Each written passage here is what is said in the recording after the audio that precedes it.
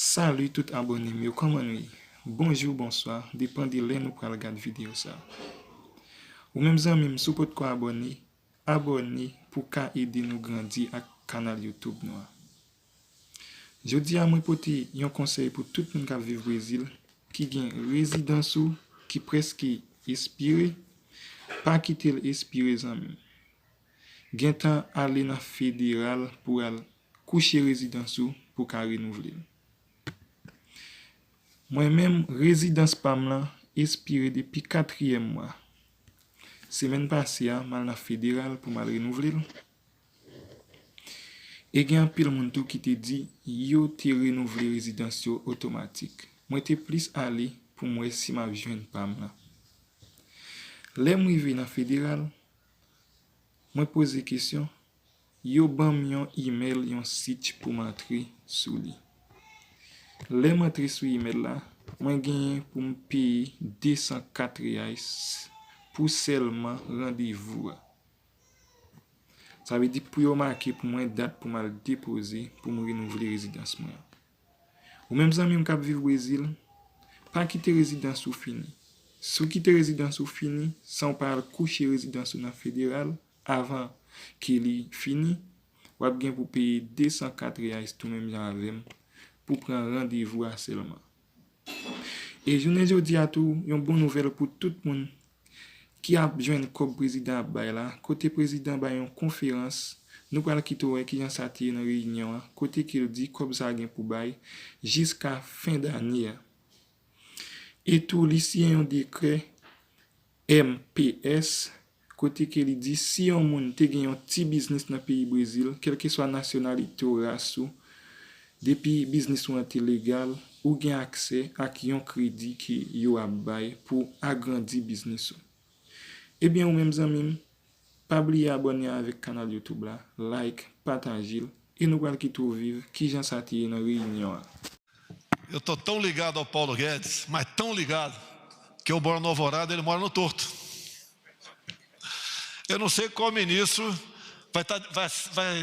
vai ser demitido na presente semana pela grande mídia. Eu não estou esperando quem é a bola da vez. Realmente, desde quando estourou a pandemia, eu fiz um pronunciamento à nação. Obviamente, fui duramente criticado. E eu entendi que, pelas críticas, a exemplo do meu discurso na ONU, estava no caminho certo. Lá eu havia dito, temos 2 problemas pela frente. O vírus e o desemprego. São 2 assuntos que devemos tratar com responsabilidade, mas simultaneamente. A turma do fica em casa e a turma do contra começou a dizer que eu era insensível e não estava preocupado com a vida das pessoas. E dizendo sempre, o Paulo Guedes, que a economia você recupera, a vida não.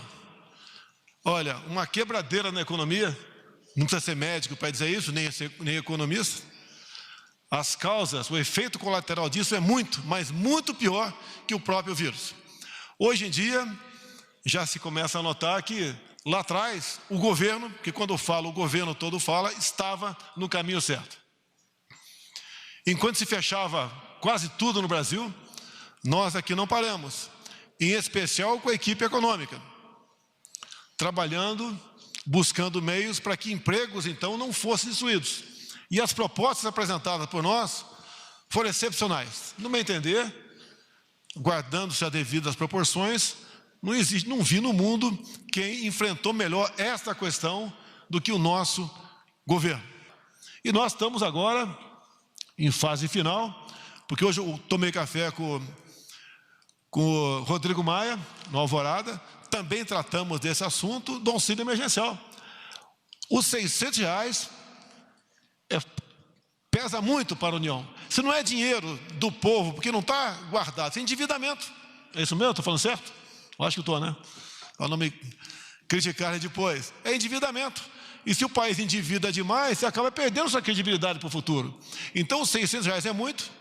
O Paulo Guedes, alguém falou da economia em 200, eu acho que é pouco, mas dá para chegar no meio termo e nós buscarmos que ele venha a ser prorrogada por mais alguns meses, talvez até o final do ano, de modo que nós consigamos sair dessa situação e fazendo com que os empregos e também os empregos formais, bem como os informais, voltem à normalidade e nós possamos, então, continuar naquele ritmo ascendente que terminamos e começamos o início deste ano, que a economia realmente estava apontando para os melhores do mundo, para o Brasil, depois de algumas décadas de patinação, vamos assim dizer. O Brasil patinava na questão da economia. Então eu agradeço muito ao presidente a confiança, agradeço aos ministros a colaboração e o trabalho. Não tem sido fácil, porque como o piso sobe sempre, todo o ministério é espremido contra o teto. O teto foi colocado lá exatamente para bloquear a possibilidade de irresponsabilidade fiscal, o passado de hiperinflação, o passado de moratória.